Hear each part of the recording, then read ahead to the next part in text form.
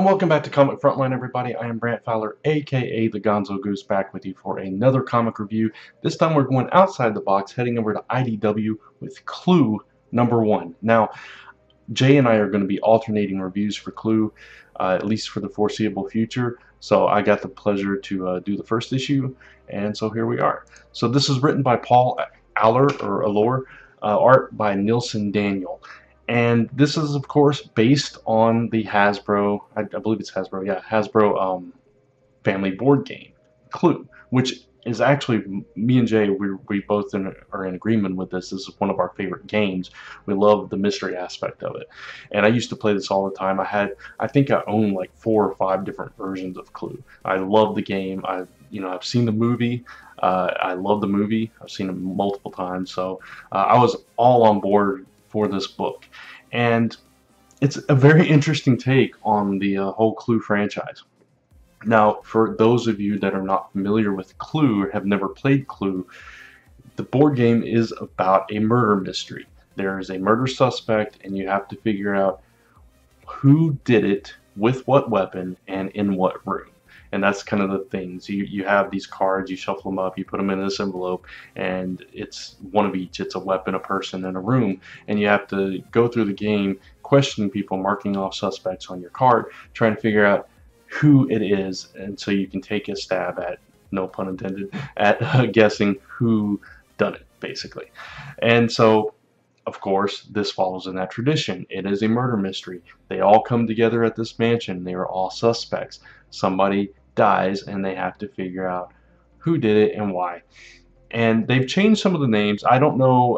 I haven't seen like the current edition of the game, so I don't know if these are accurate or if they've just changed it up to be different for the comic or whatever.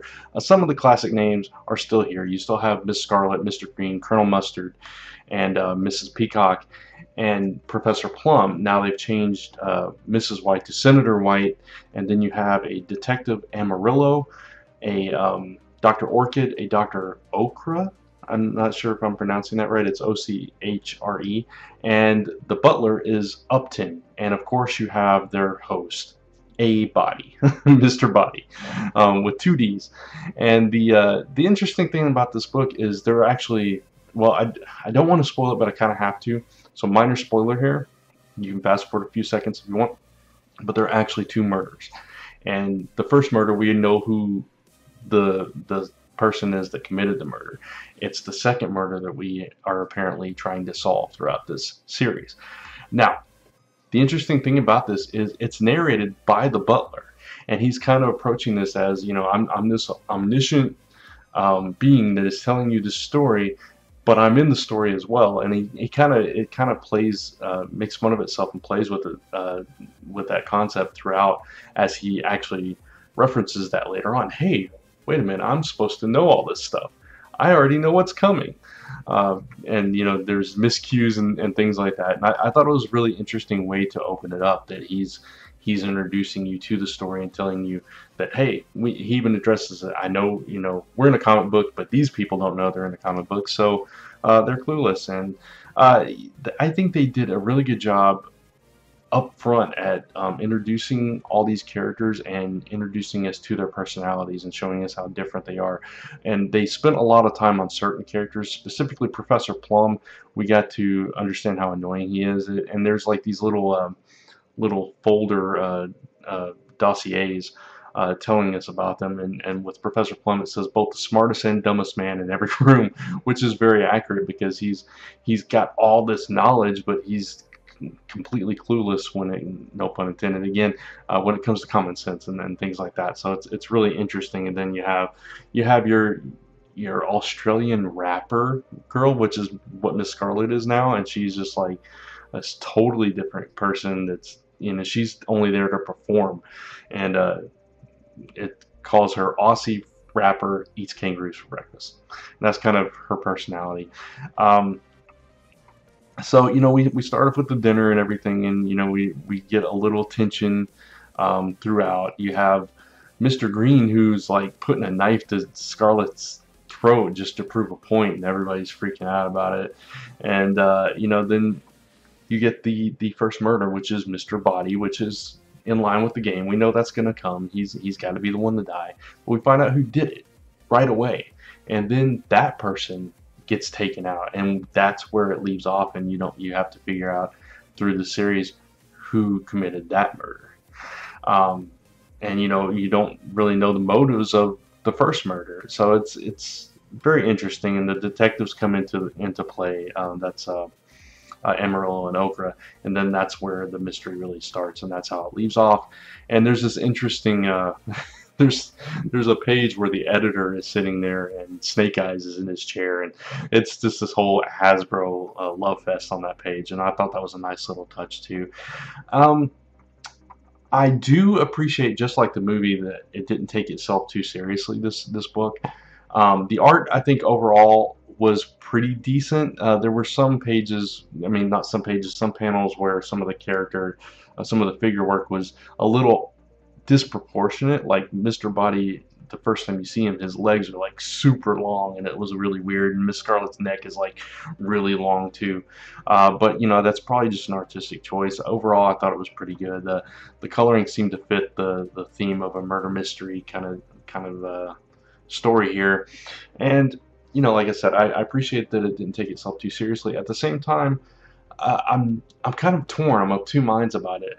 On the one hand, I kind of like this omniscient narrator in the butler and this not so serious story, and the little page that I mentioned with the Hasbro things thrown in there with the G.I. Joe characters and everything. But on the other hand, I kind of would love to see a serious murder mystery set within this framework of Clue. But either way, I'm along for the ride. I enjoyed the story, and I thought it was very interesting that they revealed who the murderer was of Mr. Body right away. That's an interesting twist, and so now the real murder mystery begins as we try to figure out who done it. And that's always the fun of Clue in any format. So like I said, I'm along for the ride. I thought it was a fantastic first issue. Once you get the tone of the book, and you can either accept that or you can disregard it. It depends on your preference and storytelling and your love of Clue. For me personally, I'm going to give it a 4 out of 5. I did enjoy it quite a bit. Not a perfect book by any stretch, but definitely a very fun and enjoyable book. And as a big fan of Clue, I just have to give it the extra points for that, just because I'm loving that Clue is existing in this comic book format that I can enjoy. So there you go, 4 out of 5 for Clue issue number 1. We'll see if it continues to hold my interest and if the actual murder mystery story holds up for me going forward. So there you go. Hope you enjoyed this review. If you did, please give it a thumbs up. If you haven't done so already, please subscribe to our channel and check out all the other reviews and all the other content here on Comic Frontline. Tune in every Tuesday night for Comic Frontline Live as we discuss our top 5s and our worst picks and all that, except for next Tuesday, which is the 4th of July, and we will not have a show. But come back the following week as we return. And you can check out my channel, Brant Fowler. I do a weekly series on my channel called Monday Musings, where I do random thoughts in under 4 minutes, and various other videos whenever the mood strikes. So go check that out. Singing videos, reviews, different things.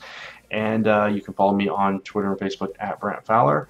And you can find me on lastnumberpress.com, zone4podcast.com, comicfrontline.com, of course, and occasionally What the Card. So until next time, thank you guys for watching. I'll see you in the next video.